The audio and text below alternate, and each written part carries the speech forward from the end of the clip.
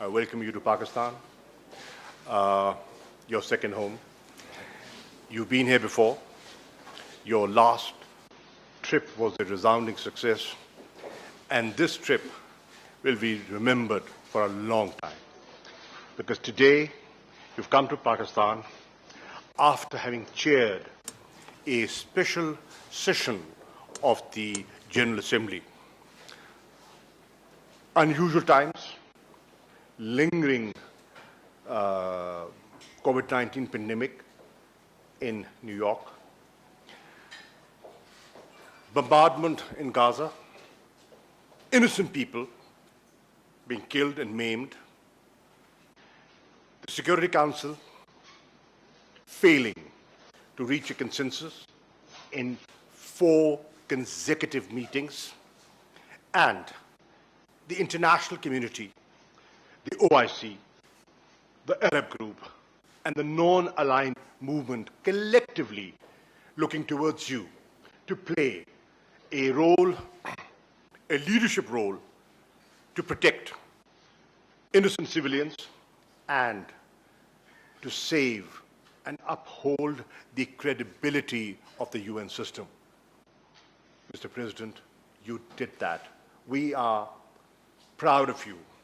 And I'm not saying this as the Foreign Minister of Pakistan. I speak on behalf of OIC, and my country is one of the founding members of OIC. So we are thankful to you for the leadership that you provided. When the President decided to convene this special session, he was of the view that we'll start at 10 and we'll close at 1.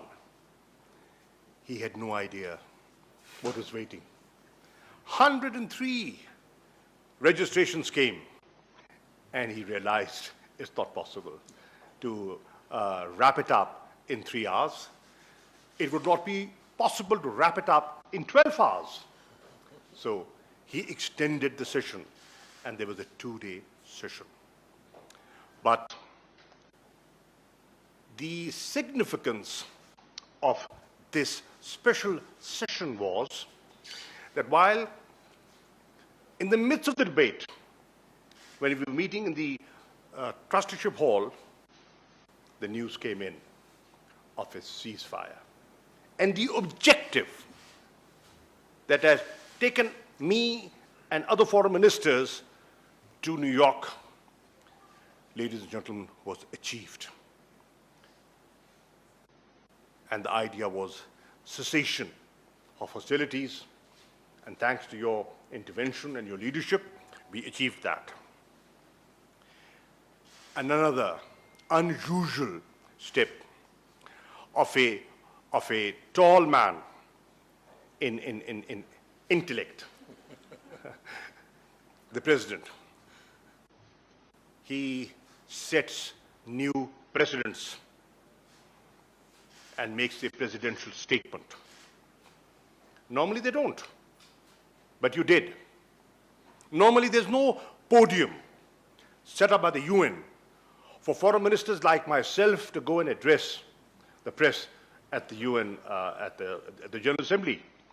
He set a new precedent, and I was the first foreign minister to avail that opportunity. Thank you for doing so. I also had the pleasure of meeting, besides the President, the Secretary General of the UN. He also made an opening statement on this evolving crisis, and I must thank him for his contribution. What we expect, Mr. President, from you and the Secretary General is to continue to play that leadership role and initiate the peace process.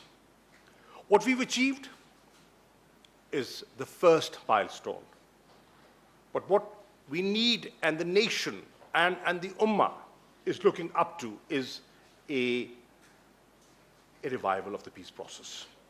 Because this is a simmering issue. The fire has not yet been fully extinguished. Please play your role to extinguish the fires. And the only way this fire will be extinguished is through dialogue, an understanding of peaceful coexistence, and a two-state solution in accordance with the UN Security Council resolutions. And to ensure, play your role to ensure that timely humanitarian assistance is provided to the Palestinians and those affected in this, under this aggression. I intend to get in touch with the Egyptian Foreign Minister, and I also want to acknowledge the constructive role played by Egypt, the leadership, President Sisi, and yesterday, last night, Prime Minister Imran Khan had a very good conversation with President Sisi. They discussed the situation and what needs to be done in the days ahead. I had the opportunity of hosting the President, but taking advantage of his presence in Islamabad, I briefed the President on the dire situation in the Indian-occupied Jammu and Kashmir. And I drew his attention and the attention of the Secretary General of the similarities between the Palestinian situation and the Kashmir, Jammu and Kashmir situation. What are they talking about? Self-determination. What are the Palestinians demanding? Protect us from demographic restructuring. What are they saying? Human rights are being violated, international law is being violated. You made us promises. They're broken promises. Innocent people are being killed.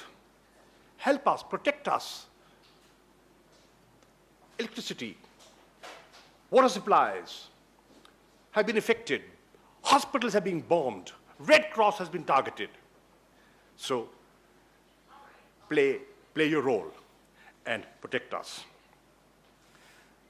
What are people in Jammu and Kashmir saying? Palestinians are saying, Security Council, we are on the agenda. We are an agenda item for over 7 decades. The President, what are the Kashmiris saying? We are on the agenda of the Security Council for over 7 decades. Pay attention. These are international obligations. UN must play that role of responsibility that is due. I also had the opportunity to brief the President on the evolving situation in Afghanistan and the role Pakistan has played in facilitating the peace process and pushing the reconciliation process forward.